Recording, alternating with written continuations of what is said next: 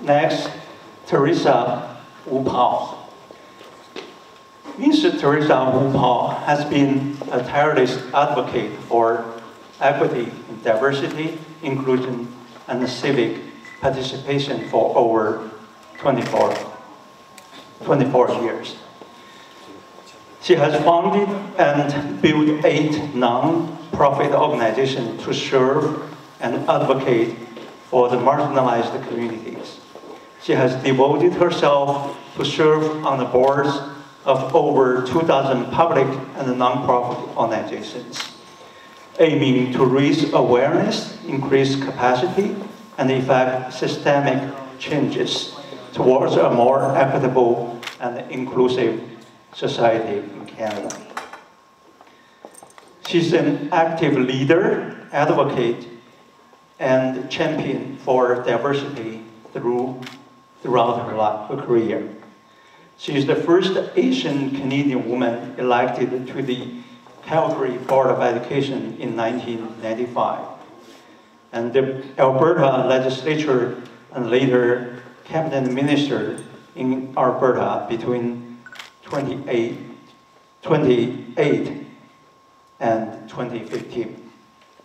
Serving as the member of the Legislative Assembly and the cabinet minister, she introduced a private member's motion urging the government of Alberta to address diversity, and 3 times led the fact to keep the Alberta Human Rights Code intact. In 2018, Teresa was appointed the chair of the Canadian Race Relations Foundation. As the founder and the current chair of ACCD Foundation, she created the Chinese Canadian Leaders Summit, which delivers leadership training program to address systematic leadership underrepresentation. In 2020, in response to the COVID-19 related anti-Asian racism, Teresa started the Asian Canadian Together to End Racism, known as Act to End Racism, a national network of about 50 organizations that work intensively on combating anti-Asian racism. She's the driver behind the national remembrance event of the 100th anniversary of Chinese Exclusion Act, which will happen this month in Ottawa. Teresa has received numerous awards for her contribution. As a woman and a racial minority, her lifelong commitment and contribution to the advancement of equity, diversity, inclusion, and anti-racism are particularly significant. She sets herself up as a role model for us to follow. Cpac Institute is proud to present Ms. Teresa Wu Pao with the 2023 EDI Award.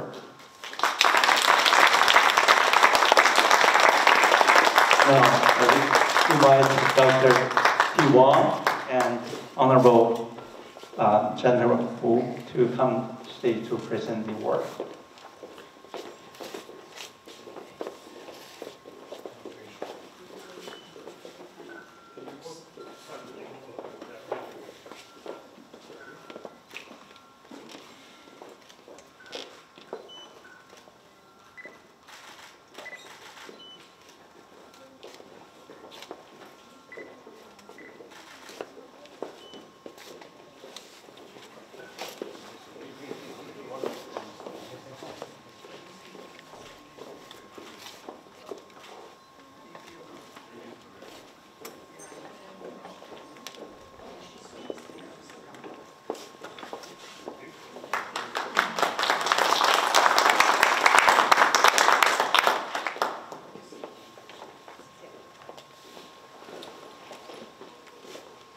Good afternoon, honorable guests,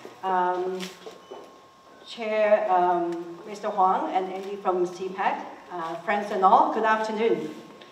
I'm joining you today from Calgary, Alberta, the traditional territory of Treaty 7 people, and also Métis Region 3.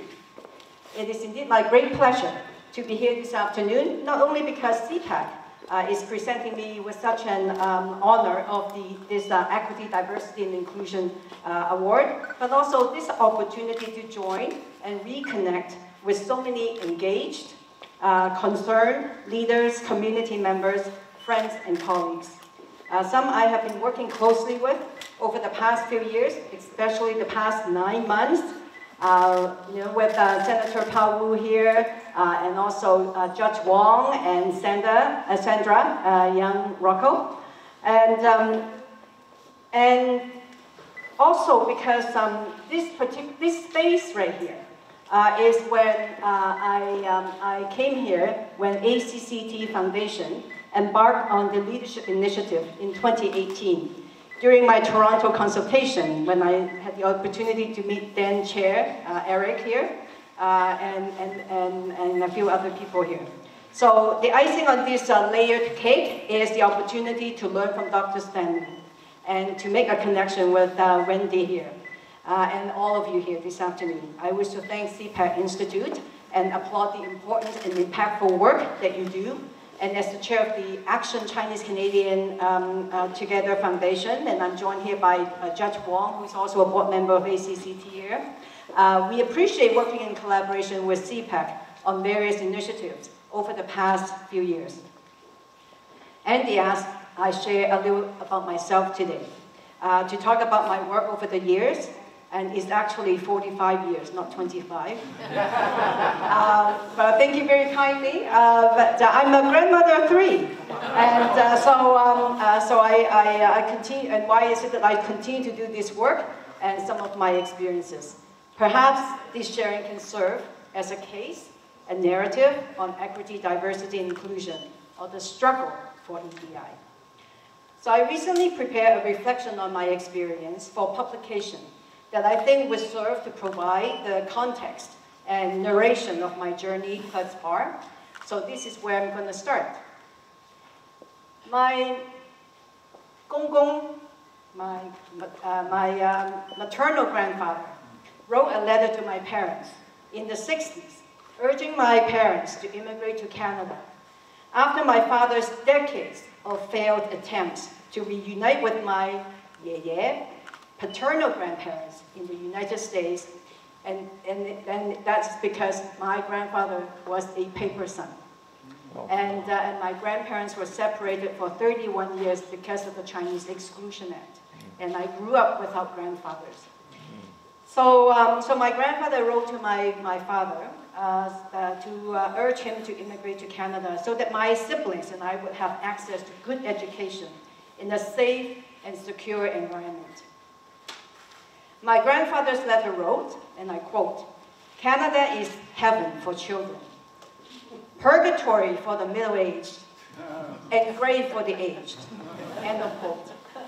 Our arrival to Calgary 51 years ago, this Monday, June 11th, marked the first family reunion of my maternal family and the first meeting of my 41 years old father and my grandfather in his 60s. They met for the first time at the old Calgary airport, and my father was 41 years old.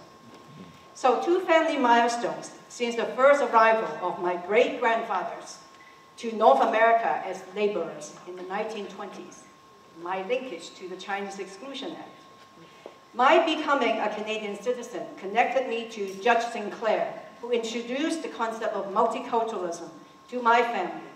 We were all struck when he told my family to retain our Chinese language and culture and become good citizens. This legislative framework that acknowledged multiculturalism as a fundamental characteristic of Canadian society, guided by the recognition of, quote, the right of all individuals to preserve and share their cultural heritage while retaining the right to full and equitable participation in Canadian society, end of quote. The Act also speaks on the need to remove any barriers preventing full participation in society and promised to assist individuals in eliminating and overcoming discrimination. So the Multiculturalism Act is not about keeping the way we dance and eat, you know, but it is about removing barriers and addressing issues of discrimination. The policy emerged in 1988 in response to the changing racial and ethnic diversity with increasing number of immigrants coming from Asia, Africa, and the Middle East. And newcomers expressed concerns about employment, education, and discrimination. This act would play an integral role in shaping Canada's future, as well as mine. The visionary Multiculturalism Act trickled down into civil society in the 80s, igniting a new sense of hope and imagination for new possibilities to fulfill missions in enhancing equitable access, social justice, and inclusion amongst public servants, educators, health workers, and community builders, artists, police officers, private enterprises, and change makers. I came of age at the time of the inspirational Multiculturalism Act and dedicated a large part of my life doing my part to realize that vision, which reflected larger shared sentiments amongst generations of Canadians, especially those Canada is their chosen land. While we have come to recognize various inadequacies of this act, this inspirational policy nonetheless propelled changes in school systems, police and community services, primarily by inspired personnel in the front lines. I was engaged in intercultural dialogues with educators and parents, cross-cultural trainings with police, health workers, and institutions. Driven by the vision encompassed in the Multiculturalism Act, I started the Chinese Community Service Association, a weekend Chinese language school with the Canadian belief that heritage languages are valuable resources and connectors amongst generations and nations. I started the Multiculturalism Camp for youth with the aim to instill connections and pride in their heritage and activate multiculturalism on the ground.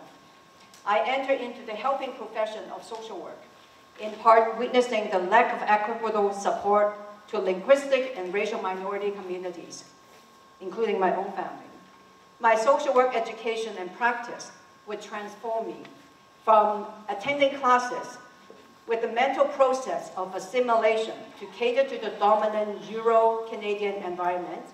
So what am I going to say today to earn my 20% so that the rest of the white people in my classroom would accept and understand, instead of speaking truly what I believe and what I was thinking and experiencing.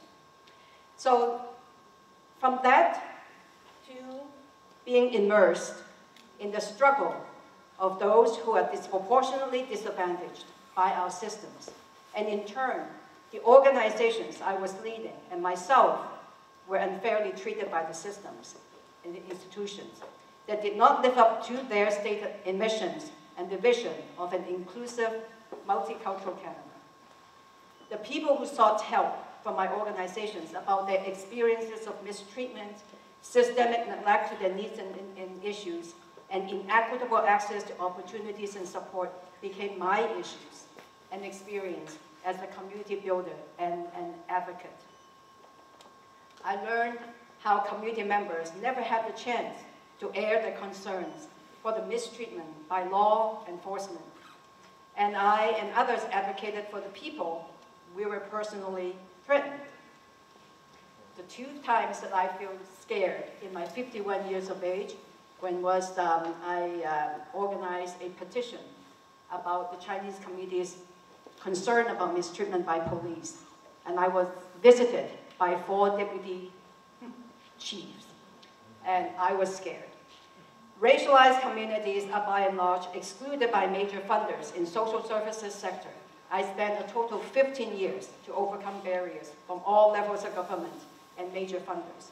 The inequitable access to public support is a result from existing systems continuing to function within structures and programs that only cater to about 70% of the population. But yet we all pay tax.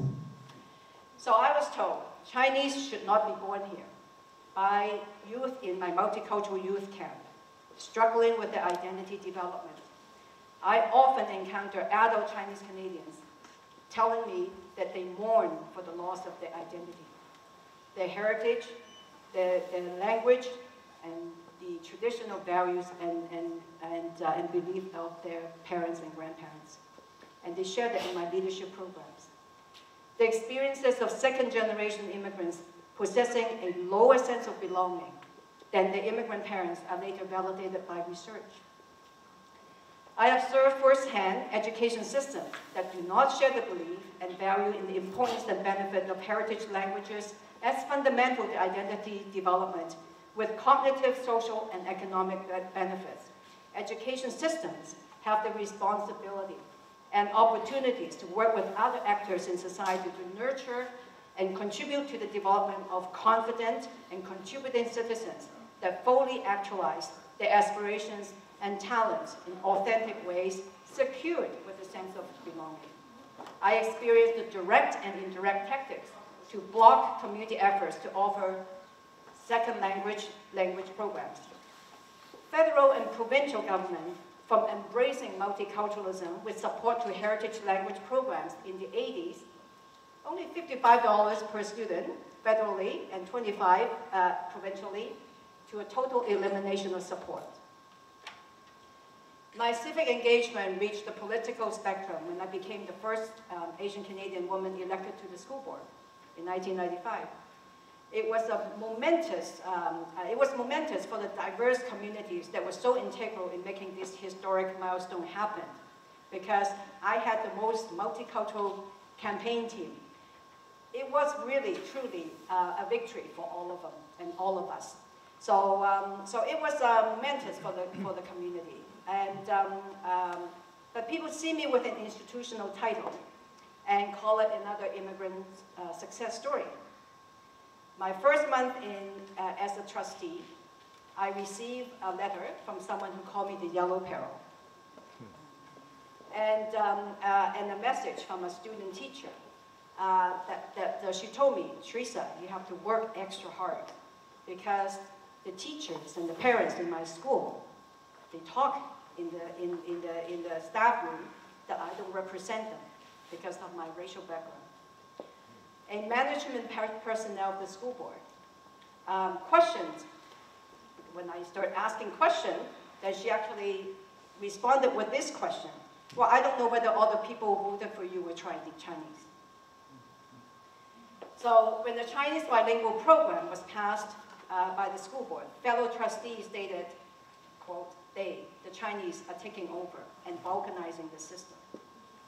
And racial slurs echoed in the background. The glaring and persistent underrepresentation of racialized groups in the public institutions during my time in public offices perpetuated the omission of the needs, perspectives, and life experiences of diverse communities throughout the system. The impacts of that exclusion and omission can be devastating, whether it is the huge disproportionate cut to English as a second language in 1992 that led to me running for school board trustee. The rest of the system was cut by 3%. English as a second language was cut by 50%. Why? Because we don't show up to meetings. So disproportionate support for families with children with disabilities. So Chinese families with children with disability were getting less support than everybody else. Internationally trained professionals, omission in senior policy studies, and potential sanction to exclusionary treatment of diverse groups by changes to the Human Rights Code. So while living up to the vision of multiculturalism from the perspective of breaking barriers and achieving diversity in leadership and personally upholding the belief and intent of the act, the minority experience within the system most often are filled with added hurdles, raising and addressing issues against the grains of establishments, silencing and isolation, and enduring insults and disrespects to marginalized groups, including one's own ethnicity and community. Some would focus on being above the fray, staying above the fray as trailblazers. And some would question, are all the other, the underrepresented groups, women, indigenous, and all racialized Canadians and those with disabilities. Are we just not, all of us, not good enough to be here? And deeply questioning whether the systems have been living up to their stated mission and vision, whether it is under the banner of multiculturalism, welcoming and inclusive communities, or others. They experiment with the vastly embraced concept of multiculturalism and transformation as the pluralistic society, fostered generations of pioneers within the full spectrum of civic engagement in Canada. Their journey, filled with new visions and hopes, ever evolving and evoke states of triumph and purgatory. Movements of the truth and reconciliation with Indigenous peoples, Black Lives Matters, anti-Islamophobia, resurgence of anti-Semitism, and anti-Asian racism in recent years resurfaced and magnified the need for, as well as examination and declaration by institutions for systemic or institutional change, as stated in our Multiculturalism Act 50 years ago. So I think Wendy talked about the need to walk the talk. And so 50 years in the making. This round of EDI is my third round. I started working with schools on EDI in 1980s. I attended my first cross-cultural training with the police in 1986 when my son was 2 years old. Now he has three children, making me a grandma. And we are now, if you remember 2 years ago, some of our systems were questioning whether there's truly systemic racism. So I continue to do what I do because I, along with many of you in this room, in our community, in our country, believe in the potential this country possesses, the potential that Canada possesses to reach our shared inspiration for a fair and inclusive society. The current anti-Chinese, anti-Asian hate require us to build on the insights, experiences, and resilience from those who have contributed to the building of Canada and this country's experiment of social change towards a more just and inclusive society. Through the ACT Foundation, as the convener created the ACT to End Racism Network, which Cpac has been a core member since its inception. Thank you. This collective voice and collaborative efforts have created the foundation for building and working in alliances, which is integral in addressing racial equality issues. Community resources are developed and shared, helping to build community capacity in more efficient manner.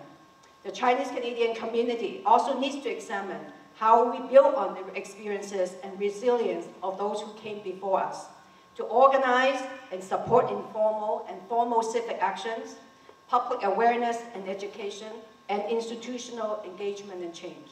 It is my view that we need to find ways to learn about ourselves and learn how we would work together to address or share challenges, our shared challenges and concerns. We research and build into our leadership training program the model of democratic practices, which encompasses identifying or naming the issues. Whether it's that we are feeling alienated, and whether it's about, I think let's talk about things that we don't normally talk about, poverty amongst Chinese Canadians, especially in Toronto. And the number of Chinese Canadian experience poverty actually is very high in Toronto. And because of the impact of the model minority myth and the internalization of model minority myth, we silence ourselves and we don't talk about those issues. We don't name those issues. So I think the beginning of the conversation is to name the issue. And then we have to frame the issue so that a range of actions can be considered. And then we look at the pros and cons and the trade-off and that are evident. And then we have to make decisions deliberately, which means weighing the trade-off and not to take hasty decisions. And then we have to identify the resources that are required and available, and including the intangible ones like enthusiasm and commitment. And then we also have to encourage collective learning so that we keep the actions going. And this is, in a way, a moment of coming full circle for me, because when I was in this room in 2018 to conduct the consultation for ACCT on the leadership program, a woman in the audience actually said, how can we learn to respect and work with each other when we are different and when we disagree? Which is the essence of democratic practice, because practice are ways citizens can work together even when they disagree to solve shared problems. As we commemorate the centenary of the Chinese Exclusion Act at the time of resurgence of anti-Chinese sentiment, we will draw from the strength and resilience of our predecessors. We will assert and name the issues when public policies and practices create disproportionate adverse impacts on us as a group, and when public entities disparage our concerns and experiences with indifference, because that's what citizens do in a democratic society. We name the issues and we organize. This is an exercise of our citizenship, a struggle that have never stopped for 100 years. Despite the endless challenges and hurdles, we now have a generation of established Chinese Canadians and leaders positioned to assert ourselves for fair treatments and respect, demand changes, and create opportunities for others, aspire to engage, serve, and lead to achieve the promises of equity, diversity in leadership, and meaningful and full inclusion. So in closing, with your indulgence, I would like to share my renewed vision for Canada, expressed with my ongoing learning on reconciliation with you today. So it is based on Indigenous teaching, seventh generation teaching framework. I had the honor of announcing the June 23rd National Remembrance event, chaired by Judge Wong with Senator Wu here, in the government, what was that room called? Where we made the announcement? Press gallery. Press gallery, thank you very much. You know what, I did not feel a lot of love that day. And usually I feel the warmth, you know. I lived 51 years in Canada. I started living in Calgary when Calgary only had 250,000 people. And everybody says hi to you. Everybody nods, you know. A very friendly environment. I did not feel a lot of love in that room that day. And this new vision I put together have some special meaning to me in 2023.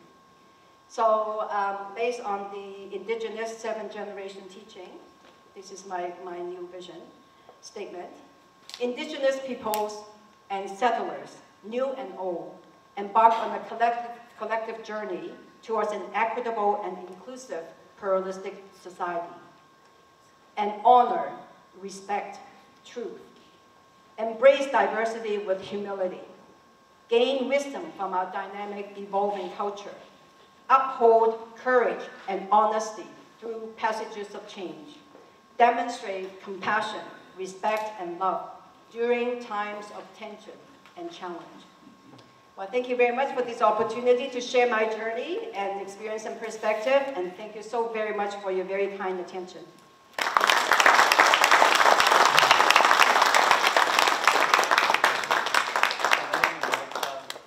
Wendy to come up and teach.